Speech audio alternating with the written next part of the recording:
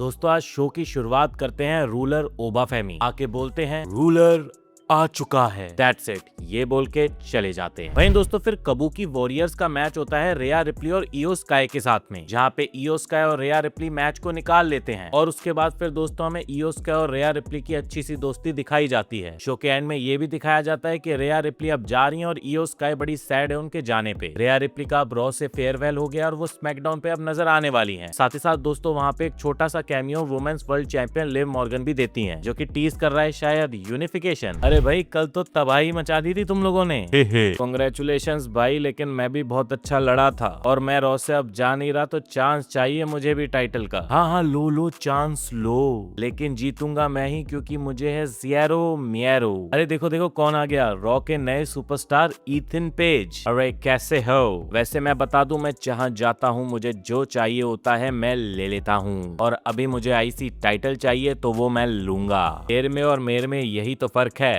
तू माल फूकता है बार बार, मैं सिगार जलाता हूँ एक बार, और एक बार में ही मैं जीतूंगा। अरे दिक्कत क्या है? अरे क्यों थाक रहे हो? रिंग में लड़ लेना। हाँ लड़ लूंगा और हराऊंगा इसको। वहीं फिर दोस्तों ईथन पेज और जेवॉन एवंस के बीच में एक मैच होता है। मैच के बीच में रूसेफ घुस के एवंस के ऊपर अटैक कर देते हैं। इस सब के बीच में ईथन पेज वहाँ पे मैच को निकाल लेते हैं। उसके बाद रूसेफ एवंस को तोड़ने लगते हैं तो वहाँ पे पेंटा की एंट्री हो जाती है। पेंटा भी रूसेफ के सामने सर्वाइव नहीं कर पाते। वहीं ईथन पेज वहाँ बोल रहे होते हैं बहुत अच्छा मार रहा है, बहुत अच्छा मार रहा है, मैं निकल लेता हूँ। अब दोस्तों रूसेफ को भी टाइटल चाहिए, ईथन पेज को भी टाइटल चाहिए और जेवॉन एवंस को भी टाइटल चाहिए। देखते हैं ये आईसी टाइटल मिलेगा किसको। वहीं दोस्तों फिर रिंग के अंदर एंट्री ले लेते हैं सीएम पंक, और आज उतने खुश तो नजर नहीं आ रहे थे वो, लेकिन जनता अभी भी सीएम पंक के नारे लगा रही थी। पिछले अक्टूबर से मैंने बहुत सी हार देख ली है, अब मेरा ट्रेनर नहीं रहा इस दुनिया में, नवंबर में मेरा लैरी भी चला गया और कई बैक स्टेज के मेरे जानकार गए हैं इस टाइम बीइंग में, जिनका नाम आप लोग जानते नहीं होंगे। कोई कैमरामैन था, कोई मेकअप आर्टिस्ट था, बहुत से रियल हीरोज हैं बैक स्टेज में जो दिन रात काम करते हैं ताकि हमारे फेस पे स्पॉटलाइट कम ना हो। और अप्रैल 1 को मेरा बहुत ही खास दोस्त बू लियोडर्स भी दुनिया से चला गया, और कल रात को मैं अपना टाइटल भी हार गया। वो टाइटल जरूरी था मेरे लिए क्योंकि इतने लोग जा रहे थे, लेकिन वो टाइटल और तुम लोगों की तालियां मुझे टूटने नहीं दे रही थी। चैंपियन बनने के बाद मैं चाह के भी रो नहीं पा रहा था और टूट भी नहीं रहा था, और ये सब करने के लिए आप सबका बहुत बड़ा थैंक्स। अब इतनी हारों से आप लोगों ने मुझे निकाला है, तो इस टाइटल की हार से भी तो निकाल दोगे। वैसे तो मैं वर्ल्ड हैवीवेट चैंपियन होने भी नहीं वाला था, गुंथर को बड़ी मेहनत से हराया था मैंने, तभी वहाँ पे कैश इन कर दिया सेथ रॉलिंस ने। 3 मिनट का चैंपियन बना, वो भी ठीक ही था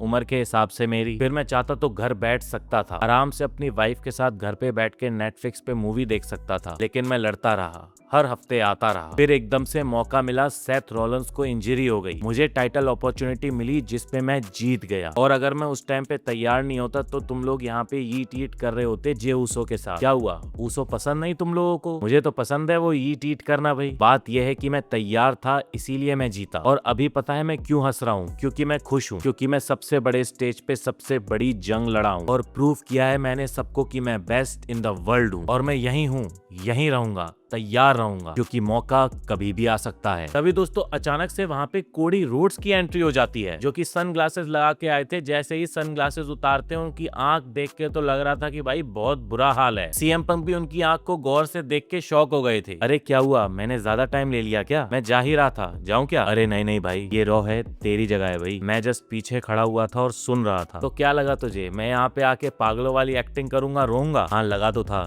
थोड़ा सा, और अच्छा है सब लोग तेरे लिए तालियां बजा रहे हैं। भाई मैं यहाँ एक लूजर की तरह खड़ा हूँ। एक सेकंड, तुझे क्या लग रहा है मैं यहाँ पे एक लूजर की तरह खड़ा होके दिखाऊं? अरे रुक जाओ, लड़ नहीं रहे हैं, हम दोनों दोस्त हैं बहुत अच्छे। हाँ मानता हूँ लूजर की तरह कभी कभी मैं लगता हूँ, लेकिन ना मैं लूजर हूँ ना तू लूजर है। तूने सैटरडे को एक लेजेंड हराया है, लेकिन उससे बड़ी चीज है तूने अपना मेंटोर, अपना टीचर हराया है। मेरे लिए तो वो आसान था क्योंकि वो मिर्ची की माला पहनने वाले को मैं वैसे भी पसंद नहीं करता, लेकिन तुझे तो तेरे भाई से लड़ना पड़ा और तू फिर भी जीता और मैं हारा। और हाँ मैं लूजर हूँ, मान रहा हूँ मैं, और चैंपियन बनने का भार भी बड़ा भारी होता है, और अभी मेरा सर उससे खाली और आजाद पंछी की तरह घूम रहा हूँ। और अब तेरा रास्ता है इसको संभालना और मेरा रास्ता है अपना मौका बनाना। दोस्तों ये बोल के पंक वहाँ से जा ही रहे होते हैं, तभी कोडी रोड्स बोलते हैं, अरे ओ पंक, जगह तेरी, टाइम तेरा, डांग मेरी, वैम तेरा। सो दोस्तों रैंडी ऑर्टन नहीं बल्कि WWE ने कोडी रोड्स वर्सेस CM पंक का डायरेक्शन लेने की कोशिश की है। हालांकि इस चीज से वो रेसलमेनिया की बीटिंग इलॉजिकल बन जाती है, लेकिन CM पंक वर्सेस कोडी रोड्स एक अच्छी राइवलरी आगे जाके बन सकती है। हालांकि अभी कुछ ऑफिशियल नहीं लग रहा है कि इनकी राइवलरी स्टार्ट हो रही है, एक टीज टाइप का किया गया है। वहीं हो सकता है इन दोनों के बीच में राइवलरी स्टार्ट हो, उसके बीच में रैंडी ऑर्टन घुस जाए, लेकिन अभी इनकी स्टोरी लाइन में डायरेक्शन थोड़ा क्लियर होना बाकी है। हालांकि कोडी रोड्स रहने स्मैकडाउन पे ही वाले हैं, बस प्रोमो के लिए वो रॉ पे आए थे। रेसलमेनिया पे डोमिनिक ने डीमन बुलाया और डीमन ने उसको सुलाया, लेकिन जजमेंट डे से मेरा हुआ नहीं है अभी। डॉम ने पहले गलती की तो उसका पहले हिसाब हुआ। अब अगला नंबर है जेडी का, जिससे मैंने कभी धोखा एक्सपेक्ट ही नहीं किया था। 12 साल के जेडी को मैं सिखा सिखा के यहाँ तक लाया हूँ और सालों साल मैंने उसको बेस्ट बनाया है। और जजमेंट डे में मैंने सोचा था कि एक बंदा तो है जो मुझे धोखा नहीं देगा, लेकिन उस जेडी ने भी उस डोमिनिक को चूज कर लिया। तो अब देखना कैसे मैं तेर को निपटाता हूँ। वहीं फिर दोस्तों लिव मॉर्गन अपने सेलिब्रेशन के लिए आती हैं अपने नए वर्ल्ड टाइटल के साथ में। वो आके सबसे पहले तो जजमेंट डे को थैंक्स बोलती हैं और उसके बाद फिर स्टेफनी वकार को भी थैंक्स बोलती हैं कि उनके अंदर से रियल लिव मॉर्गन को उन्होंने निकाला। तभी अचानक से दोस्तों वहां पे सोल रूका की एंट्री हो जाती है। सोल रूका दोस्तों मेरे को बड़ी पसंद है, खासकर उनका जो फिनिशर मूव है वो तो बड़ा ही एपिक है। मैच के अंदर भी सोल रूका अपना सोल स्नैचर मार देती हैं और पूरी जजमेंट डे को भी तोड़ देती हैं, लेकिन फिर मैच के बीच में जारिया घुस जाती हैं, जिनकी NXT पे सोल रूका के साथ में राइवलरी अभी चल रही है। और इस सब के बीच में दोस्तों लिव मॉर्गन मैच को निकाल लेती हैं। वहीं स्टेफनी वकार भी लिव मॉर्गन के सामने आके खड़ी हो जाती हैं और लगता है कि अब ये रीमैच की स्टोरी होने वाली है बैकलैश तक की वुमेन्स वर्ल्ड हैवीवेट टाइटल की। वहीं फिर दोस्तों फिन बैलर और जेडी मैकडोना के बीच पे भी मैच होता है, जहाँ पे जेडी मैकडोना लिटरली पट्टी लगाकर फाइट कर रहे थे, लेकिन वहाँ पे कुडग्रास खा के वो मैच हार जाते हैं। और दोस्तों जेडी के लिए मेरे को तो बड़ा बुरा लगता है कि बंदा कितना ही पिटता है। हालांकि फिर पीछे से डोमिनिक मिस्टीरियो आते हैं फिन बैलर के ऊपर अटैक करने के लिए, लेकिन फिन बैलर वहाँ पे जजमेंट डे के ऊपर अपर हैंड लेते नजर आते हैं। वहीं फिर दोस्तों विजन रिंग के अंदर एंट्री लेती है पॉल हेमन के साथ में। भाई और उनकी बहनों, मेरा नाम है पॉल हेमन। मेरे को वैसे पसंद है जब टीवी पे कुछ अनएक्सपेक्टेड होता है, लेकिन कल कुछ ऐसा हुआ जो बिल्कुल एक्सपेक्टेड नहीं था और अब वो चीज जिंदगी भर मुझे याद रहने वाली है। और हाँ, आज वो CM पंक चाटूकर्ता की तरह बैक स्टेज में काम करने वाले लोगों पे तरस खा रहा था, लेकिन ये प्रोडक्शन वाले लोगों ने अभी तक मेरे 20 ब्रॉक लेसनर को उस अस देन नाउ फॉरएवर वाली वीडियो पैकेज के अंदर नाव में रखा हुआ है। अबे बेवकूफ पागलों के बच्चों, दिमाग में नहीं घुस रहा क्या तुम्हारे? निकालो उस नाव से ब्रॉक लेसनर को और डालो फॉरएवर में, क्योंकि वो है सबसे बड़ा जल्लाद इस बिजनेस का, जिसका नाम है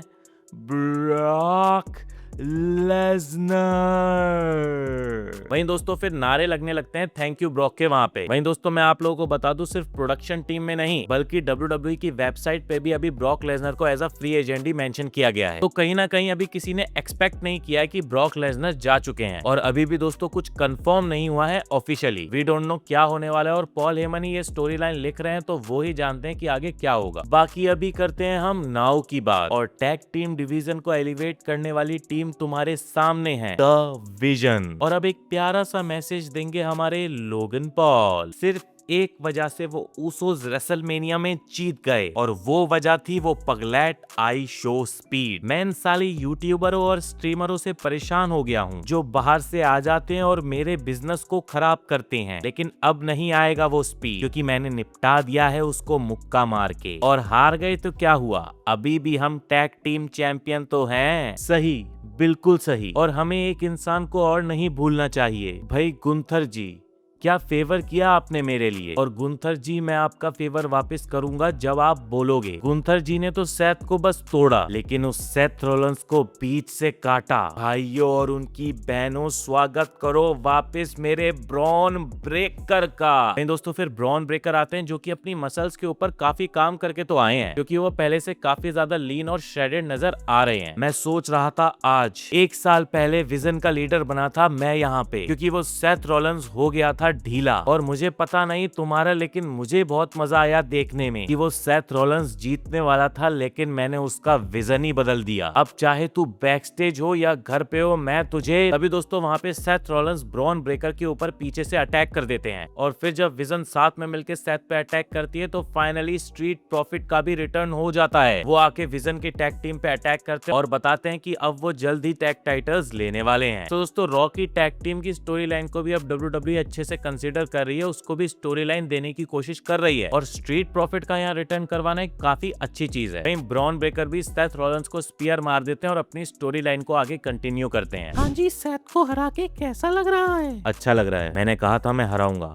और हरा दिया उसे। सो पॉल हेमन के साथ क्या रिलेशन है आपका? मेरा कुछ नहीं है पॉल हेमन के साथ, बस एक फेवर लेना है मुझे और वो मैं लूंगा। तो क्या फेवर ले सकते हो आप? देखो वर्ल्ड टाइटल मुझे चाहिए। वर्ल्ड टाइटल का नाम सुनते ही मैं पता नहीं कैसे खिंचा चला आता हूँ। खैर एक रेसलमेनिया विनर दूसरे रेसलमेनिया विनर को कांग्रेचुलेट तो करता ही है, प्राउड होगा आज तो तूने सेथ रॉलिंस को हरा दिया। लेकिन तुझे पता है, मुझे पता है कि तुझे पता है, मुझे पता है, सिर्फ तू नहीं है, मैं भी वर्ल्ड टाइटल की लाइन में हूँ और मैं भी घुसूंगा बीच में और बोलूंगा LA नाइट। तो दोस्तों पॉल हेमन यहाँ पे फेवर को टीज कर रहे हैं और फेवर को अच्छे से टीज किया जा रहा है WWE में। तो थोड़ी बहुत उम्मीद तो ब्रॉक के लिए अभी भी बनी हुई है। अगर ब्रॉक लेसनर रिटर्न के लिए हाँ कर देते हैं समर स्लैम में तो ये स्टोरी लाइन उस तरफ ले जाएंगे और अगर ना कर देते हैं तो वर्ल्ड हेवीवेट चैंपियनशिप का गुंथर फेवर ले लेंगे। वहीं दोस्तों खास बात यह है कि ब्रॉक लेसनर एडवर्टाइज थे इस रॉ के लिए, लेकिन वो आज नजर नहीं आए, तो ये चीज एक बड़ा कंसर्न पॉइंट बन जाती है उनके रिटायरमेंट को लेकर। फाइनली फिर दोस्तों रोमन रेंस की एंट्री होती है और ऊसोस भी उनका इंतजार कर रहे थे बैक स्टेज में और वही ब्लड लाइन वाला ऑरा, इस बार हील नहीं एज अ बेबी फेस लेके वो लोग वहाँ पे आते हैं। हाँ जी, एक्नॉलेज करो फटाफट। आज मैं आसान रखने वाला था ये सब, मैं बात करने वाला था इस टाइटल की, बात करने वाला था बिजनेस की और फ्यूचर की, और फिर एकदम मेरे कजन्स यहाँ आ गए, तो थोड़ा खानदानी चीजें निपटा लेते हैं। मिस कर रहा था मैं ये, मिस कर रहा था तुम लोगों का ट्रस्ट, रिस्पेक्ट और प्यार, मिस कर रहा था बिजनेस करना तुम्हारे साथ। अभी हम ऐसे हैं अलग अलग, कोई भी पंख जैसा बातूनी आके कुछ भी बोल के हमें निकल लेता है, कोई भी पुराना वो 90s की दशक का रैपर आके जे ऊसो तुझे कुछ बोल रहा है। मेन इवेंट ऊसो है भाई, तू ईट वाला, तूने बहुत कुछ बदला है और आटू जाटू रैपर कुछ भी बोल रहे हैं, क्योंकि अभी हम ये हैं और हमें ये बनना चाहिए। ये है पावर, और अगर हम साथ होंगे तो कोई भी नहीं छू पाएगा हमें। और अगर भूल गए हो तो तोमर साहब की ब्लड लाइन की स्टोरी देख लेना, 4 साल तक बाप बने हैं इस जगह के हम, और मैं अब तुमसे पूछ नहीं रहा हूँ कि तुम मेरे नौकर बनो, इस बार मैं पूछ रहा हूँ मेरे खून से। आ जाओ, भाइयों का भाईचारा ऑन टॉप करते हैं। देखो सच्चाई है, आप हमारे OTC हो, ट्राइबल चीफ रहोगे हमेशा, और जब जरूरत होगी हम खड़े हैं, क्योंकि वो सब 2 हैं और हम एक हैं। और दोस्तों उंगलियां खड़ी होती उससे पहले ही जेकब फाटू आ जाते हैं बीच में उंगली करने के लिए। और क्या लोगे दोस्तों, जेकब फाटू और रोमन रेंस अब आमने सामने आके खड़े हैं, और वो भी एक दिन बाद रेसलमेनिया के। इसको कहते हैं दोस्तों अनएक्सपेक्टेड चीजों को डिलीवर करना। हम सोच रहे थे जेकब कोडी के पीछे जा सकते हैं, लेकिन वो सीधा रोमन रेंस के ही पीछे चले गए हैं। बहुत वक्त हो गया देखे हुए तुझे। 2 ही रीजन है अब तेरे यहाँ आने के, एक है कि तू मुझे एक्नॉलेज करने आया है, नहीं वो नहीं है, फिर लगता है तुझे ये चाहिए। मुझे ये चाहिए नहीं, मुझे ये चाहिए ही चाहिए। और साफ साफ है, मैं यहाँ कोई ट्राइबल चीफ बनने नहीं आया हूँ, लेकिन मुझे सब चाहिए जो ट्राइबल चीफ के पास है। वो जूते, वो प्राइवेट जेट, वो रोलेक्स की घड़ियां, वो गाड़ियों के काफिले, घर और मेरे बच्चों के लिए बेहतर स्कूल। तो मैं बैकलैश पे आ रहा हूँ। बैकलैश में तुझे पता चल जाएगा कि जेकब फाटू में भरी है पूरी गैस और है नहीं मेरे पे कोई ब्रेक। हाँ मैं मानता हूँ, मैं भी चाहता हूँ तुझे ये सब कुछ मिले, और हाँ शायद तू मुझे हरा भी सकता है, लेकिन मेन बात यह है कि अगर तू मुझे हरा सकता है तो क्या इस टाइटल का भार उठा पाएगा, और नहीं हरा पाता है तो क्या मुझे एक्नॉलेज कर पाएगा। समझ जा जेकब, ये टॉप लेवल का गेम है, सोच ले, हफ्ते भर सोच ले, क्योंकि मुझे नहीं लगता तू तैयार है अभी। अगले हफ्ते आऊंगा रॉ पे, तब तक सोच ले क्या करना है। तो दोस्तों जेकब फाटू और रोमन रेंस का मैच तो ड्यू था बहुत टाइम पहले से ही। खैर उस टाइम पे सोलो सिकोआ के पीछे जेकब फाटू खड़े हुए थे, और सोलो सिकोआ कभी भी रोमन रेंस के टक्कर के बंदे लगते ही नहीं थे, लेकिन जेकब फाटू रोमन रेंस के टक्कर के बंदे हैं। तो ये ट्राइबल कॉम्बैट दोनों के बीच में काफी खास होने वाला है। लेकिन जो भी हो, ये वाली WWE ने एक 5 स्टार क्लासिक रॉ दी है। रेसलमेनिया के बाद सस्पेंस कम नहीं हुआ, बल्कि सस्पेंस बढ़ा दिया है अब नेक्स्ट पेपर व्यू के लिए। कोडी वर्सेस पंक, स्ट्रीट प्रॉफिट का रिटर्न, सोल रूका का आना, और उसके बाद रोमन वर्सेस जेकब देख लेना, ये सब कुछ इस रॉ को बड़ा ही खास बना गया। बाकी दोस्तों रेसलमेनिया के गिव अवे के विनर्स को भी मैंने यहाँ पे मेंशन कर दिया है, तो जो भी विनर्स है वो नीचे दिया गया फॉर्म फिल कर दें। आप सबकी टी-शर्ट्स आप सबके घर तक फिर पहुंच जाएंगी। बाकी दोस्तों अब इस स्मैकडाउन पे क्या होता है वो देखना बड़ा ही एक्साइटिंग होगा। मिलता हूँ आपको नेक्स्ट वीडियो के साथ में, तब तक के लिए सायोनारा।